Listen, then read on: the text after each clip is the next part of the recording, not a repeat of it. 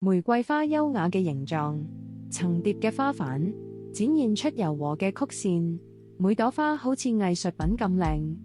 玫瑰花嘅香氣，獨特得嚟又撲鼻，由清新去到濃烈，每下呼吸都有浪漫嘅味道。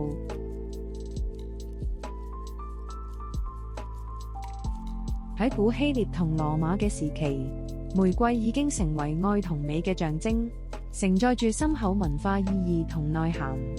好多文學作品裏面，玫瑰好多時作為愛情嘅象徵。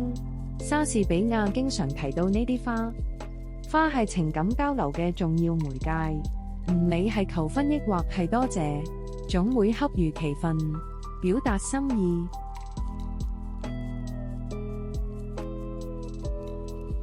種植玫瑰花係一門藝術，由揀泥去到淋水，細心照料，令到每朵花綻放美麗。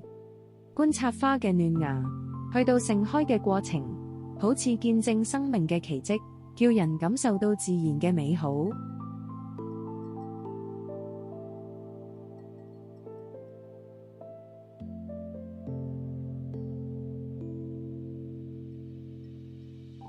紅玫瑰象徵住熱烈嘅愛情，每一份告白變得更加動人，傳遞住深刻嘅情感。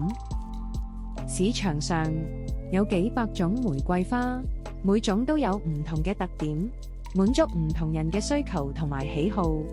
幾千年前嘅歷史，古埃及嘅墳墓發現玫瑰花遺跡，顯示咗佢嘅文化重要性。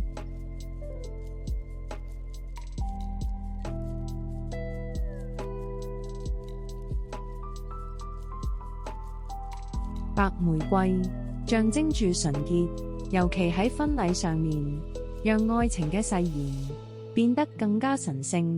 綠葉為玫瑰增添咗唔少自然嘅美感，呢種對比使到每一束花都充滿生機。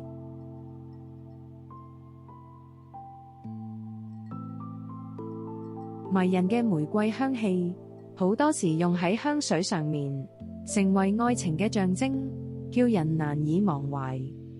黃玫瑰散發出甜美嘅香氣，俾人感受到友誼嘅溫暖，好似陽光咁照耀心田。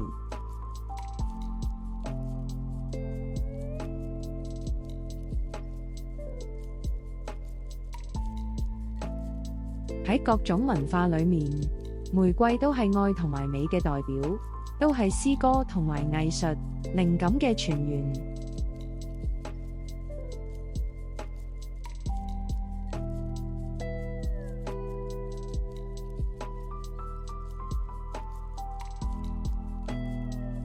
一束玫瑰，使到戀愛嘅瞬間變得永恆。